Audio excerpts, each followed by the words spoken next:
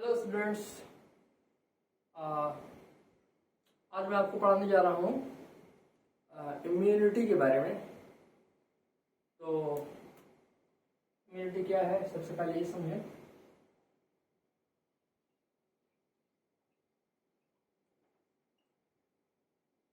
आज का टॉपिक जो है हमारा इम्यूनिटी।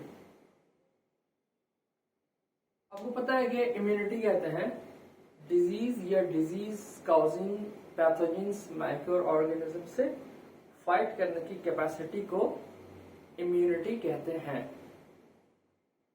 तो ये भी एक 10th लेवल से पढ़ते आ रहे हैं हम लोग कि जो डिजीज फाइटिंग कैपेसिटी होती है, पैथोजेंस जो फाइट करती है बॉडी, वो एक तरह के सेल्स के वजह से करती है, जिसको कहते हैं हम लोग WBC, white blood cells.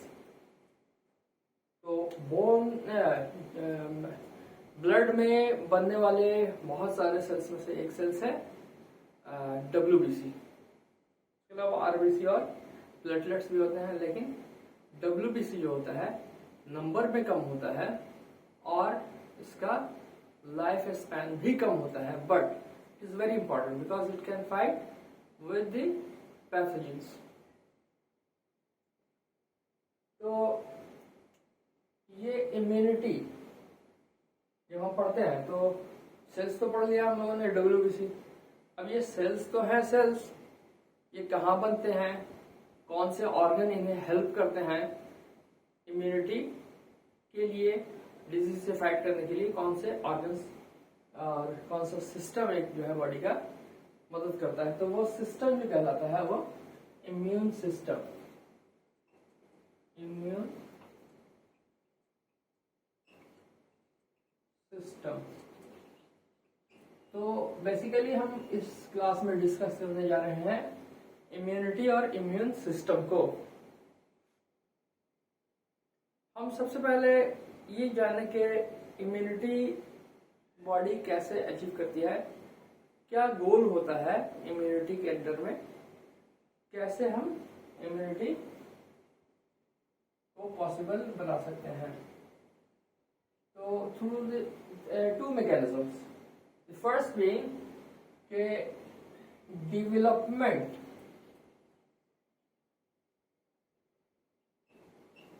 Of pathogens को रोककर, इनहिबिट कर, और दूसरा मैकेनिज्म हो सकता है कि by inhibiting the effects of products of pathogens, या तो डायरेक्टली डेवलपमेंट को रोक दे, पैथोजेंस के डेवलपमेंट को रोक दे, या फिर उनके प्रोडक्ट्स जो हैं उनके इफेक्ट्स को काउंटर करें। दोनों तरह से जो है we can fight with the disease causing pathogens. तो ये तो टारगेट हुआ इम्यूनिटी का। अब इम्यूनिटी को जब हम डिस्क्राइब करेंगे तो इस डेफिनेशंस के साथ कि डिजीज फाइटिंग कैपेसिटी होती है बॉडी, ह्यूमन बॉडी। तो सबसे पहले जो हम लोग पढ़ेंगे इम्यूनिटी के बारे में, वो इम्यूनिटी के टाइप्स के बारे में, examples, different examples of immunity, कहाँ कहाँ पर इम्यूनिटी वर्क कर रहा है उसके बारे में जानेंगे तो हमें समझ में आएगा इम्यूनिटी क्या है बेहतर तरीके से। सबसे पहले हम टाइप्स में डिस्कस करेंगे on the basis of it being by birth और acquired in lifetime. It is called either innate, that means by birth, or acquired. So acquired one is acquired in lifetime. It is not by birth.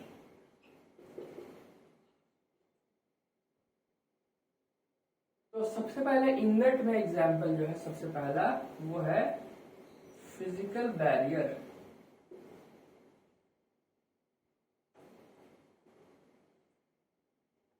Physical barrier ये achieve होता है कैसे? Through the outer and inner lining. Outer lining जो हुआ वो क्या हुआ body का? Skin, first line of defence. और उसके बाद जो इनर लाइनिंग हुआ वो गैस्ट्रो इंटेस्टाइनल रेस्पिरेटरी या यूरोजेनिटल। ये तीन इनर लाइनिंग जो होते हैं म्यूकस कोटेड, ये डिजीज से फाइट करता है और ये बाई बर्थ होता है, तो इसे जो है इनर इम्यूनिटी कहते हैं। तो पहला इनर इम्यूनिटी जो हुआ फिजिकल टाइप, और दूसरा इनर इम्यूनिटी जो हुआ वो फिजियोलॉजिकल टाइप, फिजियोलॉजिकल बैरियर। अब फिजियोलॉजिकल बैरियर जहां पर फंक्शन इन्वॉल्व हो रहा है, कोई पर्टिकुलर स्ट्रक्चर नहीं इन्वॉल्व हो रहा है, तो यहाँ पर फंक्शन में क्या हुआ? सबसे पहला HCl फ्रॉम स्टमक। स्टमक से निकलने वाला जो HCl होता है वो एंटीबैक्टीरियल होता है, बैक्टीरिया को किल करता है। इस तरह से जो है ये एक इननेट इम्यूनिटी हुआ। बचपन से ही क्या होता है? By birth he acid secretion होता रहता है स्टमक से। ये क्या हुआ? ये हुआ फिजियोलॉजिकल बैरियर, इननेट इम्यूनिटी का एक पार्ट हुआ। इसके बाद थर्ड पार्ट जो होता है वो होता है सेलुलर। ये भी इननेट इम्यूनिटी होता है। सेल्स पाए जाते हैं। कौन से सेल्स पाए जाते हैं? तो ये पाए जाते हैं न्यूट्रोफिल्स। अब देखिए न्यूट्रोफिल्स, हमें पता है कि WBC दो तरह के होते हैं, एक ग्रेन्युलोसाइट्स और granulocytes, based upon the granules present in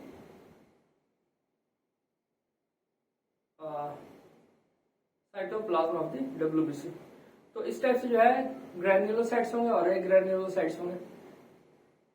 granulocytes में तीन तरह के होंगे, एक को कहेंगे हम ईओसिनोफिल्स, दूसरे को एसिडिक ग्रेन्यूल्स जो होंगे, बेसोफिल्स बेसिक ग्रेन्यूल्स, और न्यूट्रोफिल्स जिसमें एसिडिक और बेसिक दोनों पाए जाते हैं और न्यूट्रल अमाउंट में पाए जाते हैं।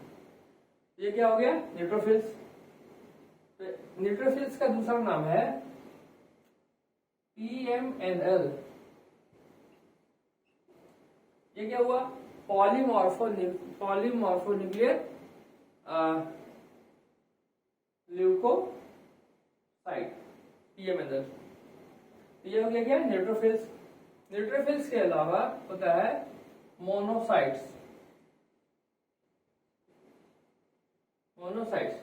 तो इओसिनोफिल्स, बेसोफिल्स और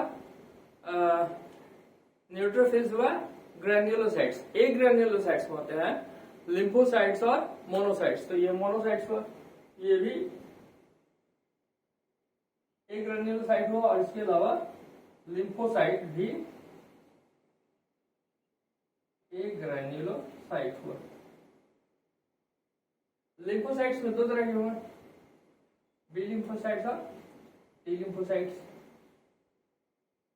तो बी लिम्फोसाइट्स क्या करता है? एंटीबॉडी फॉर्मेशन करता है। एंटीबॉडी इज अ प्रोटीन, और ये एंटीबॉडी एंटीजन के कांटेक्ट में आने के बाद होता है। तो जब एंटीजन सेंसिटिविटी आ जाती है, यानी एंटीजन सेंसिटिविटी का मतलब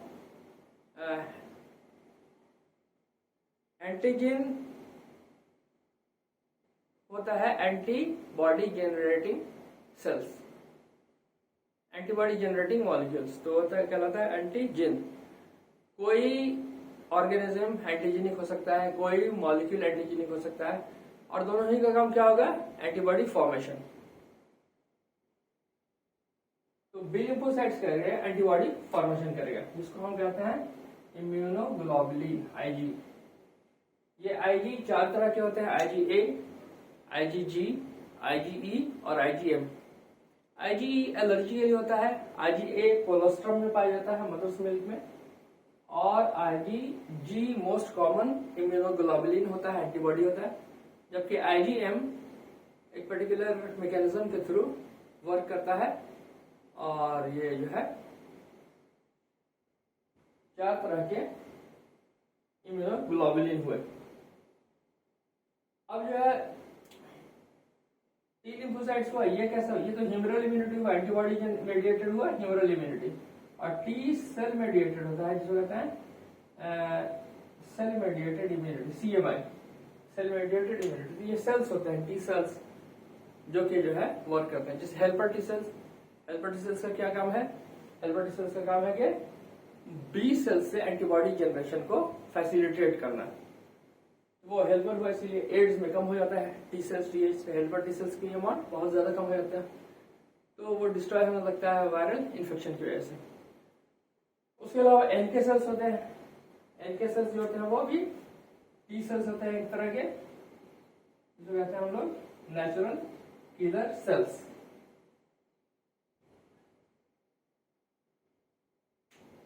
तो इस तरह से ये सारे सेल्स हुए। न्यूट्रोफिल्स जो कि 60 to 65% होता है, मोनोसाइट्स जो कि 20 to 25% होता है, सॉरी लिम्फोसाइट्स जो कि 20 to 25% होता है, और मोनोसाइट्स जो कि 6 to 8% होता है। तो ये मिला के अराउंड 90% ये सेल्स होते हैं जो कि जो है सेलुलर बैरियर होते हैं और इनेट इम्यूनिटी प्रोवाइड करते हैं। ऑलमोस्ट ऑल आप देख रहे हैं कि WBC क्या काम होता है? फैगोसाइटिक नेचर क्या होता है, डिजीज से फाइट करता है डिफरेंट मैकेनिज्म से। तो ये जो है क्या हो गया, फैगोसाइटिक कौन होता है? फैगोसाइटिक होता है ये न्यूट्रोफिल्स और मोनोसाइट्स, फैगोसाइटिक होते हैं, ठीक है। तो ये सेलुलर बैरियर हुआ। फोर्थ टाइप होता है cytokine barrier. Cytokine barrier, cytokine जो होता है इसका एग्जांपल होता है इंटरफेरोन। इंटरफेरोन, तो साइटोकाइन जो होता है वो इंटरफेरोन होता है और एक तरह का प्रोटीन होता है जो कि वायरल स्प्रेड को रोकता है। मैक्रोफेज को इन्फेक्ट करता है वायरस, एड्स वायरस, और जो है स्प्रेड होता है, डिस्ट्रॉय करता रहता है। मैक्रोफेजेस को डिस्ट्रॉय कर भी सकता है, कैनॉट डिस्ट्रॉय, दोनों ही सिचुएशंस होते हैं, लेकिन स्प्रेड करता है। अब स्प्रेड को रोकेगा कौन सा मॉलिक्यूल? बॉडी का इंटरफेरोन। ये सब जो है इननेट होगा, बाय बर्थ होगा फॉर्मेशन, हम अप्लाई नहीं कर रहे हैं यहाँ पे, ये इननेट है, बाय बर्थ है। एक्वायर्ड जो होता है इसे भी हम प्रोवाइड नहीं करते हैं, बल्कि ये भी नेचुरल होता है। और एक्वायर्ड इम्यूनिटी जो होता है वो, अच्छा ये तो हो गया कि जो है इंटरफेरोन जो कि जो है वायरल स्प्रेड को रोकेगा, वायरल स्प्रेड को इनहिबिट करेगा। अब ये एक्वायर्ड इम्यूनिटी में दो तरह की इम्यूनिटी होगी। First one will be what? Primary responses.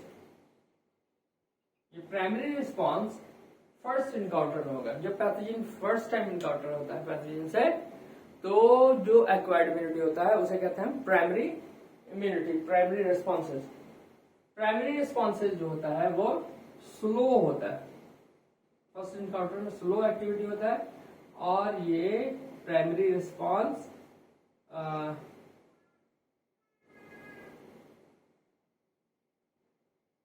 Primary response और secondary response. Primary response slow होता है और मेमोरी सेल्स मेडिएटेड होता है, इसमें मेमोरी सेल पाए जाते हैं। फर्स्ट इनकाउंटर होता है, कुछ सेल्स बनते हैं उसके रिस्पॉन्स में, और वो सेल्स जो है रिमेम्बर करते हैं, तो ऐसे सेल्स को मेमोरी सेल्स कहते हैं। नेक्स्ट टाइम जब एक्सपोजर होगा तो सेकेंडरी रिस्पॉन्सेज आएंगे, सेकेंडरी रिस्पॉन्सेज, और ये सेकेंडरी रिस्पॉन्स जो होगा वो एनामिनेस्टिक रिस्पॉन्स भी कहलाएगा, एनामिनेस्टिक रिस्पॉन्स। तो ये जो है स्लो नहीं होगा, ये इंटेंस होगा, इंटेंस होगा, और सेकेंडरी रिस्पॉन्स इंटेंस होगा, और ये जो है सबसीक्वेंट इनकाउंटर्स में होगा, सबसीक्वेंट इनकाउंटर्स, ठीक है। ये हो गया सेकेंडरी रिस्पॉन्स, एनालिस्टिक रिस्पॉन्स। हाँ, प्राइमरी और सेकेंडरी दोनों क्या कहलाए? Acquired in life time. अब फर्स्ट टाइम एक्सपोजर हुआ तो प्राइमरी रिस्पॉन्स हुआ, अगले टाइम हुआ तो वो सेकेंडरी रिस्पॉन्स हुआ तो ये दोनों है एक्वायर्ड, लाइफ टाइम में हुआ, बाय बर्थ नहीं है। ऐसा नहीं है ये कि कोई साइटोकाइन है, कोई लिम्फोसाइट है, बल्कि ये जो है रिस्पॉन्स ये ऑलरेडी बाय बर्थ होता है, और ये जैसे जैसे जो है एक्सपोजर होता है लाइफ टाइम में, वैसे वैसे ये प्राइमरी रिस्पॉन्स और सेकेंडरी रिस्पॉन्स आते रहते हैं। एक और भी तरीका है क्लासिफाई करने का इम्यूनिटी को। वो तरीका क्या है, उसका बेसिस क्या है? इसका बेसिस ये है कि कोई आर्टिफिशियल हो सकता है, कोई नेचुरल हो सकता है। इस बेसिस पे हम क्लासिफाई करेंगे इम्यूनिटी को, और दो टाइप की क्लासिफिकेशन, दो टाइप में क्लासिफाई करेंगे। एक को कहेंगे आर्टिफिशियल, एक को नेचुरल। और हर आर्टिफिशियल और नेचुरल दो टाइप का होगा, तो 4 तरह के होंगे ये इम्यूनिटी क्लासिफिकेशन 4 तरह का होगा। तो पहला जो होगा वो नेचुरल होगा, ठीक है, और ये भी नेचुरल होगा। और ये आर्टिफिशियल होगा, ये भी आर्टिफिशियल होगा,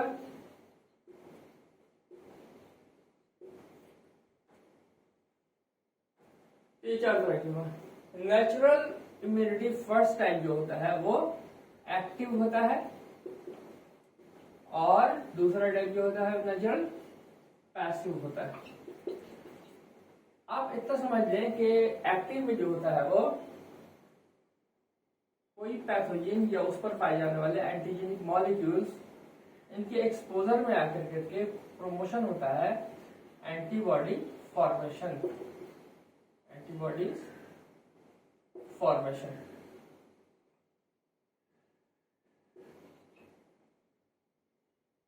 ये एक्टिव इम्यूनिटी हुआ। यहाँ पर कोई एंटीबॉडी हम ना नेचुरली ना ही आर्टिफिशियली हम अप्लाई कर रहे हैं, बल्कि सेल्स के कांटेक्ट में, पैथोजेंस के कांटेक्ट में आने के बाद बॉडी रिस्पॉन्स होता है और वो एंटीबॉडी बनने लगता है। ये हुआ नेचुरल पैसिव, ये हुआ एक्टिव। और नेचुरल पैसिव क्या हुआ? पैसिव क्या हुआ? यहाँ पर एंटीबॉडी का इंटरवेंशन हुआ डायरेक्ट। अगर नेचुरल हुआ तो ये किस फॉर्म का होगा? कोलोस्ट्रम। पहला कोलोस्ट्रम कहाँ होता है? मदर्स मिल्क में।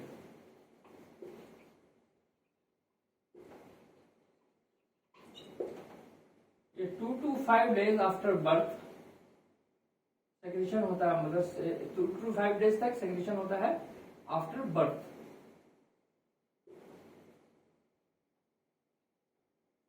दूसरा जो नेचुरल पैसिव इम्यूनिटी होगा वो प्लेसेंटल एंटीबॉडी होगा, प्लेसेंटल एंटीबॉडी। अब ये प्लेसेंटल एंटीबॉडी क्या हुआ? प्लेसेंटा से आने वाला, मदर्स बॉडी के प्लेसेंटा के थ्रू जो बेबी में आया एंटीबॉडी, वो एक्चुअली क्या हुआ? नेचुरल पैसिव इम्यूनिटी हुआ, नेचुरल पैसिव इम्यूनिटी। जबकि ये था नेचुरल एक्टिव इम्यूनिटी, दोनों ही नेचुरल थे। अब नेचुरल क्यों है दोनों? क्योंकि यह है हम आर्टिफिशियली कुछ एडमिनिस्टर नहीं कर रहे हैं, नेचुरल हो रहा है ये कोलोस्ट्रम के थ्रू या फिर जो है एंटीजन या पैथोजेंस के इनकाउंटर की वजह से। ये तो हुआ नेचुरल एक्टिव और नेचुरल पैसिव। अब आर्टिफिशियल एक्टिव क्या हुआ? आर्टिफिशियल एक्टिव हुआ वैक्सीनेशन। वैक्सीनेशन में क्या करते हैं? डेड या वीकेंड पैथोजेंस एडमिनिस्टर करते हैं, और इसकी वजह से प्रमोट होता है एंटीबॉडी फॉर्मेशन। यहां पर कोई नेचुरल इन्फेक्शन नहीं हो रहा है पहले की तरह, बल्कि आर्टिफिशियल इन्फेक्शन हो रहा है। और आर्टिफिशियल इन्फेक्शन हम अगर कराएं नेचुरल इन्फेक्शन की तरह, तो मामला बिगड़ जाएगा, इन्फेक्शन हो जाएगा। संभलेगा नहीं संभलेगा अलग बात है। तो ऐसा कुछ नहीं करने जा रहे हम। जो है डेड और वीकेंड पैथोजेन एडमिनिस्टर करेंगे। तो दो एस्पेक्ट होता है किसी पैथोजेन का, एक तो कहते हैं एंटीजेनिसिटी, दूसरा कहता है virulence. Virulence disease causing effect होता है, और एंटीजेनिसिटी यानी एंटीजन प्रोड्यूसिंग कैपेसिटी। तो ये तो डिजायर्ड है, एंटीजन बने, एंटीबॉडी बने, तो ये इसको रहने देते हैं। और अगर हम ब्लंट करते हैं तो वो किसको, वो विरुलेंस को। अब जो है डेड या वीकेंड पैथोजेन जो हुआ उसमें विरुलेंस नहीं होगा, उसमें एंटीबॉडी फॉर्मेशन होगा उससे। तो ये फायदे की बात होगी। तो डेड वीकेंड डाला और उससे यह एंटीबॉडी फॉर्मेशन हुआ, ये आर्टिफिशियल हुआ, वैक्सीनेशन हुआ, ये नेचुरल इन्फेक्शन नहीं है। आर्टिफिशियल पैसिव क्या हुआ, आर्टिफिशियल पैसिव के दो एग्जांपल्स हैं। पहला स्नेक बाइट, स्नेक बाइट में क्या देते हैं हम, pre formed antibodies, pre formed antibodies. और दूसरा एग्जांपल होता है टिटेनस में एंटीटॉक्सिन का एप्लीकेशन। फिर आप पूछेंगे टॉक्सिन क्या होता है, हम बताएंगे टॉक्सिन होता है प्लांट या एनिमल ऑरिजिन का पॉइजन। टॉक्सिन एक्चुअली पॉइजन होता है, बट ये होता है प्लांट और एनिमल ऑरिजिन का, और इसके खिलाफ जो है हम एंटीटॉक्सिन एंटीबॉडीज एडमिनिस्टर कर सकते हैं।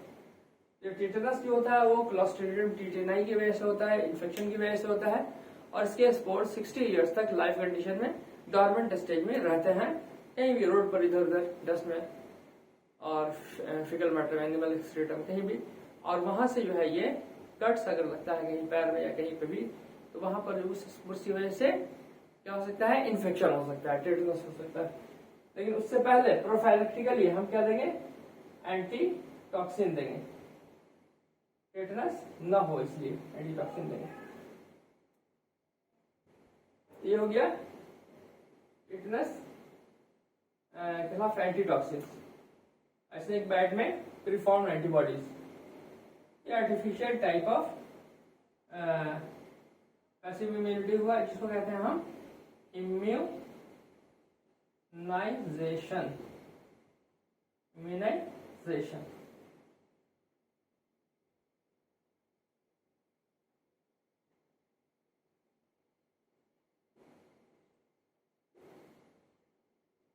ठीक है।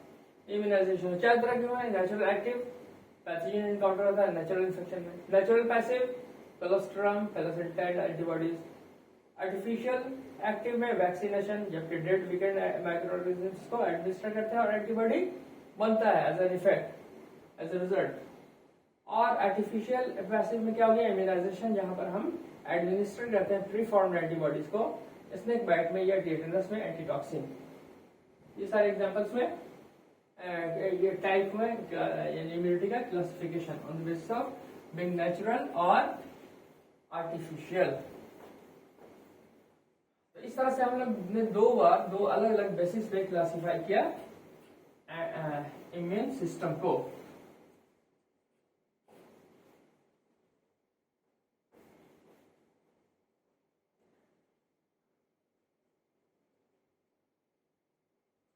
ठीक है।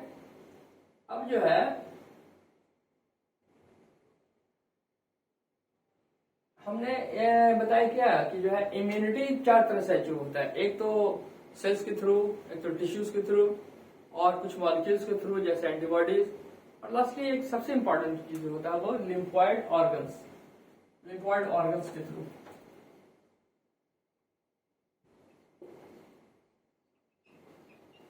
ये लिम्फॉइड ऑर्गन्स दो पार्ट में क्लासिफाई किए जा सकते हैं। एक को कहते हैं प्राइमरी और दूसरे को कहते हैं सेकेंडरी। प्राइमरी और secondary type of lymphoid organs. Primary lymphoid organs में दो तरह के होते हैं, एक को कहते हैं bone marrow. Bone marrow long bones में पाया जाता है, और लॉन्ग बोन्स के कैविटीज में, जैसे कि जिसे हम येलो बोन मैरो कहते हैं जो कि फैट स्टोर करता है, और दूसरा होता है रेड बोन मैरो, जो कि जिसमें ट्रेबिक्यूल्स होता है जैसे स्टर्नम में, और दूसरे बोन्स में यहाँ पर ट्रेबिक्यूली की फॉर्म में होता है, वहां पर रेड बोन मैरो होता है। अब वहां क्या फॉर्मेशन है, रेड बोन मैरो जो होगा वो एक लिम्फॉइड ऑर्गन होगा, प्राइमरी लिम्फॉइड ऑर्गन होगा। तो यहाँ पर जितने भी जो हेमाटोपॉयटिक सेल्स होंगे ये प्रोड्यूस करेंगे ऑल टाइप्स ऑफ WBC। तो ये एक तो ये हो गया बोन मैरो प्रोडक्शन हो रहा है WBC का, और दूसरा होगा थाइमस। अब यहाँ पर जो थाइमोसाइट्स का फॉर्मेशन होता है बोन मैरो में, थाइमोसाइट्स ये आता है कहाँ, थाइमस में डिफरेंशिएशन के लिए। और थाइमस में 99% जो होता है वो किल्ड हो जाता है, किलिंग ऑफ 99% ऑफ थाइमोसाइट्स। 1% जो बचता है उससे टी सेल्स डिफरेंशिएट होता है। यहाँ तक तो टी सेल्स नहीं था, थाइमोसाइट्स था, टी सेल्स बनना है थाइमस में, डिफरेंशिएट होना है टी सेल्स में, तो ये ओनली 1%। अच्छा ये 99% किल क्यों हो जाते हैं, डिस्ट्रॉय क्यों हो जाते हैं थाइमोसाइट्स, इसलिए कि अदरवाइज ये ऑटो इम्यूनिटी प्रोड्यूस करते हैं और डिजीज से ही को ही डिस्ट्रॉय, अपने बॉडी को ही खुद से डिस्ट्रॉय करते रहते हैं।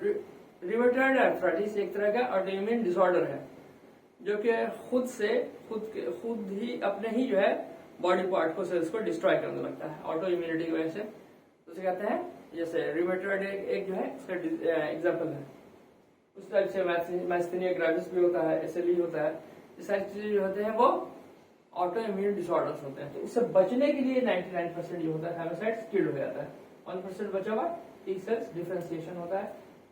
अब ये तो हो गया। अच्छा थाइमस क्या होता है, थाइमस कहाँ पाया जाता है, थाइमस जो होता है मीडियस्टिनल कैविटी में पाया जाता है, जहां पर हार्ट होता है, जहां पर लिम्फ नोड्स होता है, और जहां पर वेसल्स होता है। तो ये सारी चीजें होती है वहां पे। और ये थाइमस का रीजन मीडियस्टिनल रीजन, वो हार्ट की सराउंडिंग हुआ। अच्छा लिम्फ नोड भी पाए जाते हैं वहां पे मीडियस्टिनल रीजन, वो लंग्स से सेपरेटेड होता है। तो कैविटी जो होता है मीडियस्टिनल कैविटी लंग्स से सेपरेटेड होता है। ये तो थाइमस हुआ। Thymus by at birth 15 to 35 grams का होता है और प्यूबर्टी स्टेज तक ये ग्रो करता रहता है, उसके बाद रिग्रेस करता है और एडल्टहुड में ये एडल्टहुड के आते आते सिर्फ 5 ग्राम का बच जाता है, और ओल्ड एज तक आते आते ये रिग्रेस कर जाता है फाइब्रोटिक टिश्यूज में, जबकि कुछ नहीं बचता। लेकिन उसका कोई खास घाटा नहीं होता, इफेक्ट नहीं होता है, इस वजह से कि उस वक्त तक काफी अमाउंट में टी लिम्फोसाइट्स बन चुके होते हैं, डिफरेंशिएट हो चुके होते हैं थाइमस से। ये तो थाइमस के बारे में हुआ। अब जो है सेकेंडरी रिस्पॉन्स में सबसे पहले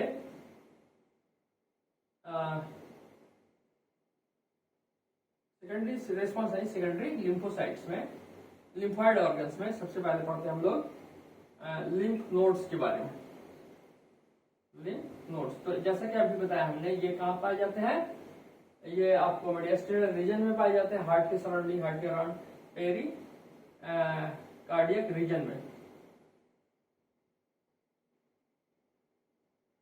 तो लिम्फ नोड्स में, अब लिम्फ नोड्स में क्या होता है कि लिम्फोसाइटिक एक्टिवेशन होता है, लिम्फोसाइटिक एक्टिवेशन। लिम्फोसाइट एक्टिवेट होते हैं, क्यों एक्टिवेट होते हैं, तो जो ट्रैप्ड एंटीजन होता है उसकी चारों तरफ जो है वो सेल्स पाए जा रहे हैं और ये ट्रैप कर देते हैं एंटीजन को, और यहाँ से इनके अंदर लिम्फोसाइटिक एक्टिवेशन होता है। लिम्फ नोड में ये बात होती है। और उसके अलावा टॉन्सिल होता है। टॉन्सिल कहाँ पाया जाता है, तो टॉन्सिल पाया जाता है फेरिंजियल म्यूकस में, और वो हैंगिंग नेचर का जो होता है वो टॉन्सिल, वो फेरिंग्स के रीजन में पाता है, फेरिंजियल म्यूकस में। और कभी कभी इन्फेक्शन से, सब्सिक्वेंट इन्फेक्शन से, रिकरेंट इन्फेक्शन से बहुत ज्यादा इलाज हो जाता है और इसी वजह से उसे हमें रिमूव करना पड़ता है टॉन्सिलेक्टोमी के थ्रू। ये तो दूसरा सेकेंडरी जो है लिम्फॉइड ऑर्गन हुआ। इसके अलावा पियर्स पैचेस होते हैं, पियर्स पैचेस ये कहाँ पाए जाते हैं? ये पाए जाते हैं इंटेस्टाइन में और इंटेस्टाइन में और अपेंडिक्स में, ठीक है, ये पियर्स पैचेस में। उसके अलावा पाया जाता है tonsils, lymph nodes, Peyer's patches और spleen. Spleen is a large reservoir of RBC, but it is also having a considerable amount of lymphocytes as well as phagocytes. Okay?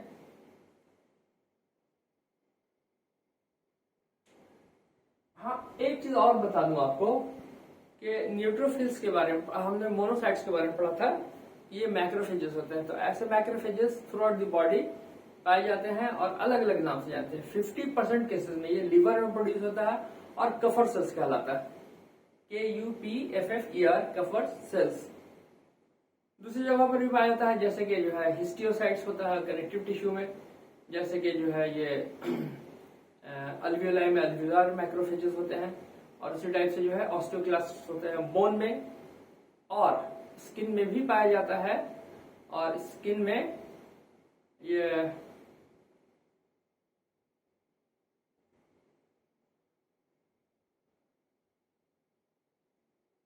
Skin में भी ये पाया जाता है। और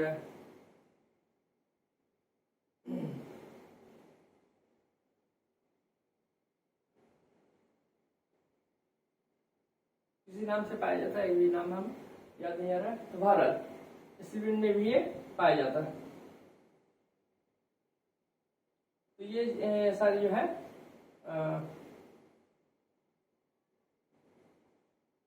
सेकेंडरी लिम्फॉइड ऑर्गन्स हुए, ठीक है।